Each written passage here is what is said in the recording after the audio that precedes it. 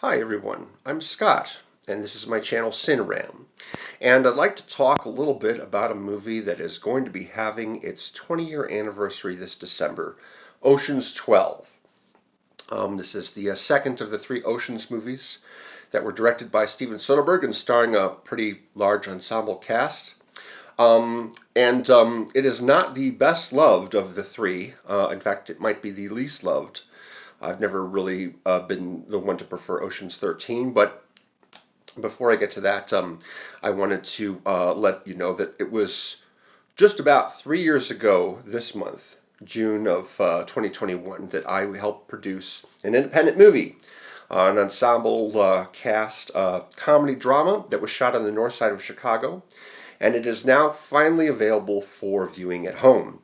It's had a number of theatrical screenings around the country so far, but now it's available for anyone to see anywhere, which is really exciting. It's available to rent through Amazon Prime, Google Play, Vudu, and most conveniently right here on YouTube.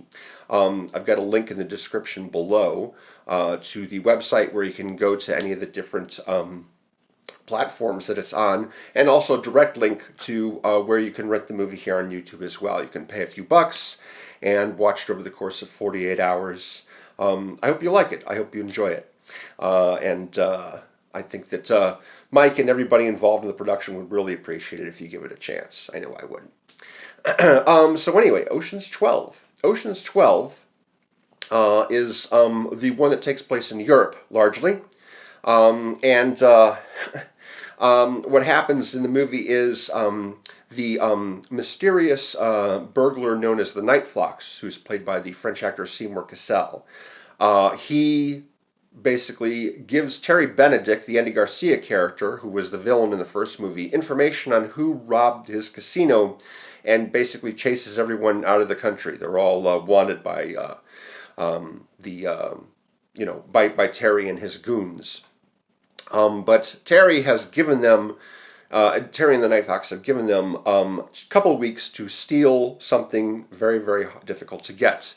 A priceless Fabergé egg, which is being held in a museum with lots of security. So they attempt different ways to get it and are unsuccessful, and a lot of them get arrested, and it comes down to basically three guys on the team, Matt Damon, Don Cheadle, and Scott Caan, to try and steal the Fabergé egg before the deadline all by themselves, except that they don't have enough guys to pull off any of their usual tricks.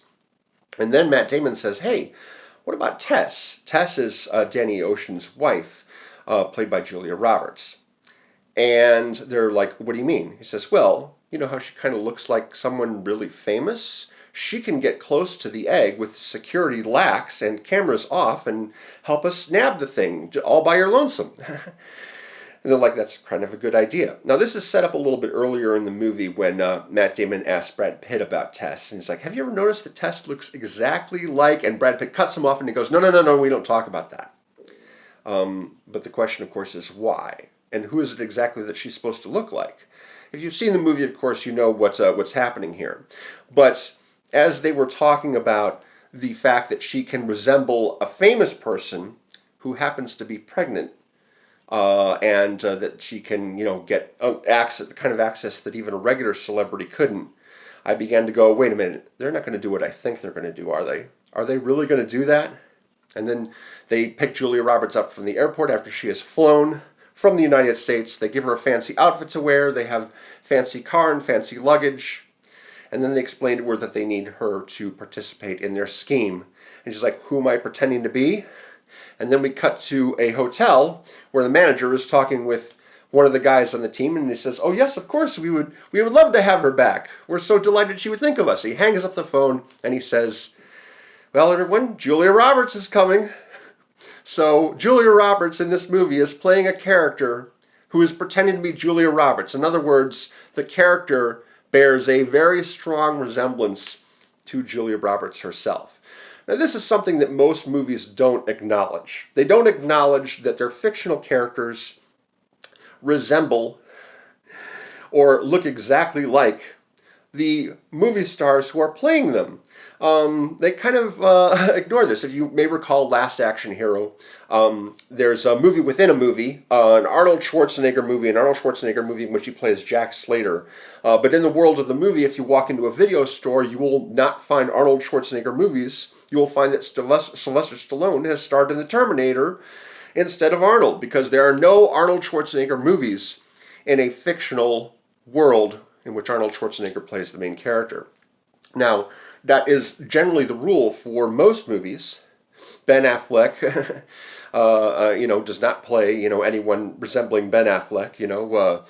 Jennifer Lopez, doesn't play anyone, resembling Jennifer Lopez when she's playing a character. Even though she may be a world-famous singer like Jennifer Lopez, she's not playing Jennifer Lopez exactly.